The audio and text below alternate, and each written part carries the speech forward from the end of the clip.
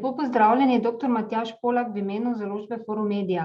Veseli me, da ste tudi vi postali eden izmed naših odličnih strokovnjakov, ki slušatelji deli dragocena znanja in izkušnje.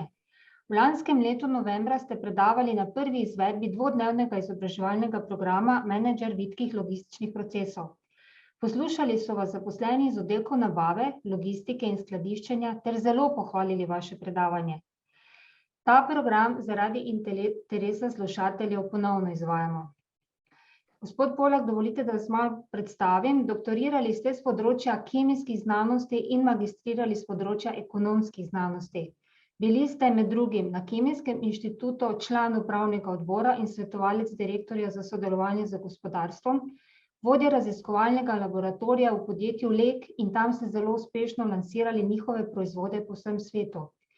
Bili ste prav tako direktor Centra odličnosti Enfist, izvršni direktor Supply Chain Managementa v skupini Helios, vmes ste ustanovili svoje svetovalno podjetje, sedaj ste pa direktor oskrbne verige sistemske divizije Knauf Insulation. Pravzaprav imate ogromno izkušnje na področju vodenja podjetij, na področju poslovanja, optimizacije poslovnih procesov in oskrbnih verig.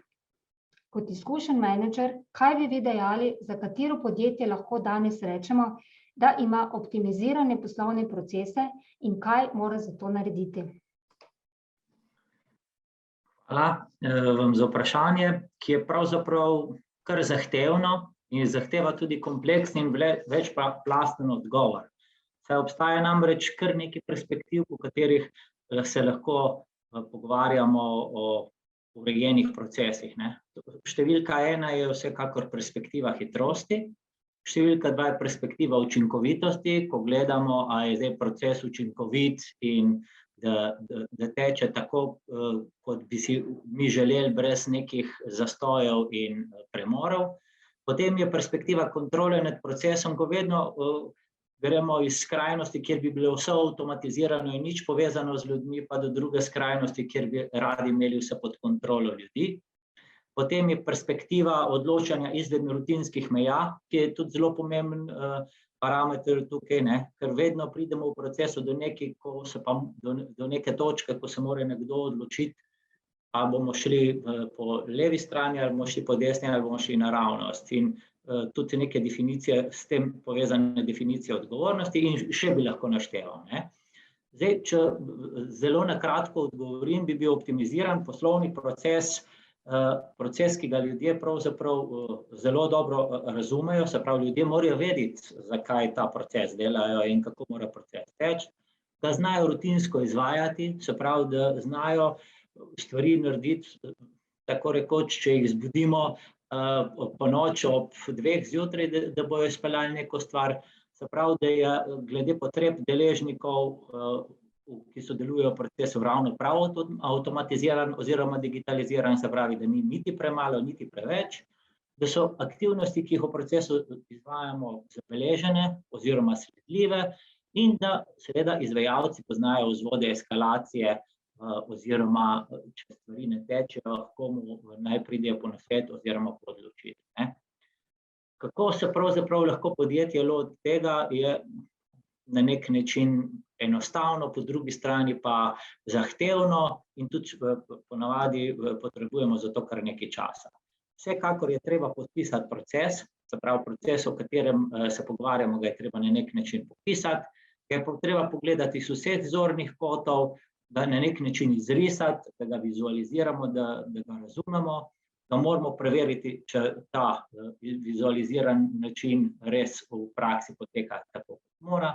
Moramo izobraziti vse vpletene, se pravi, da ljudje znajo to delati, da moramo vgraditi v svoj ERP, se pravi Enterprise Resource Planning software, če ga uporabljamo seveda, in moramo ga seveda v praksi znati izvajati in ves čas nadgrajevati. V večini primerov mi mislimo, da vzpostavimo proces in da bo ta proces za vedno dober.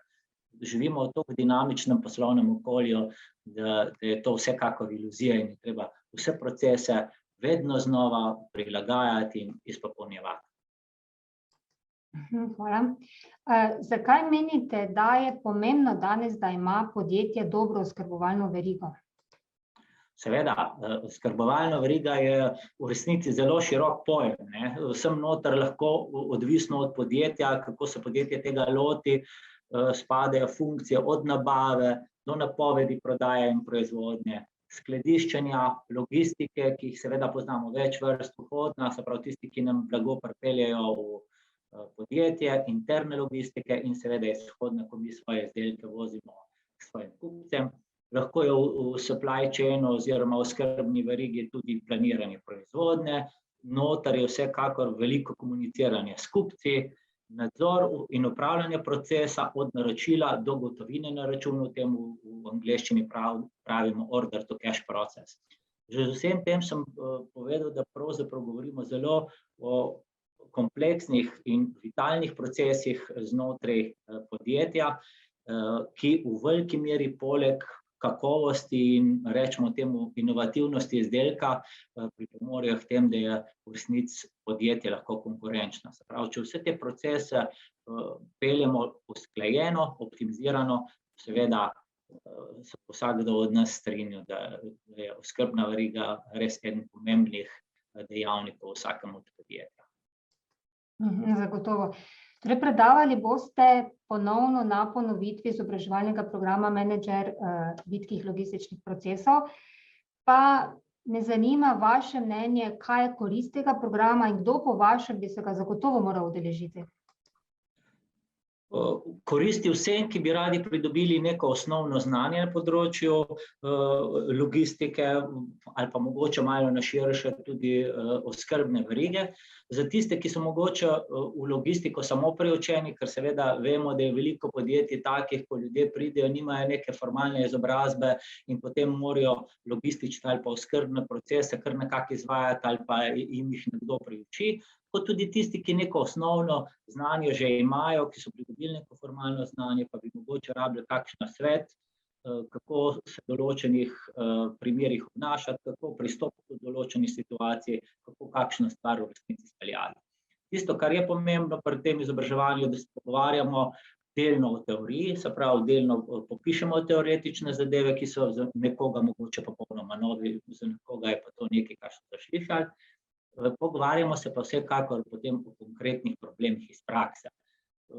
Najraje se posvetimo nekim konkretnim primerom slušateljev, se pravi, da jih povprašamo, ali imajo kako podobno zadevo in da že kar v konkretnem primeru govorimo.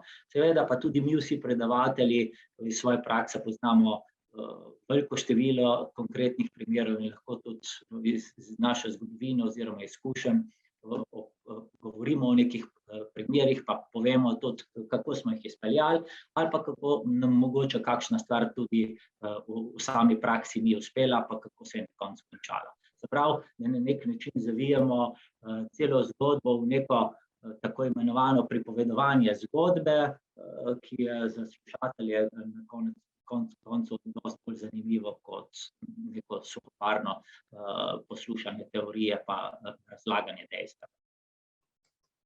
Hvala. Ja, zagotovo se v bistvu na zadnji izvedbi je veliko slušateljev bilo zadovoljno predvsem s vašimi praktičnimi primeri, tako da jaz upam in sem prepričana, da tudi tokrat se bo kar veliko odločilo, da vas posluša in se boste pridružili temu izobraževanju. Hvala vam za ta pogovor, želim vam veliko uspehov še naprej in vse dobro. Nasvidenje. Srečno.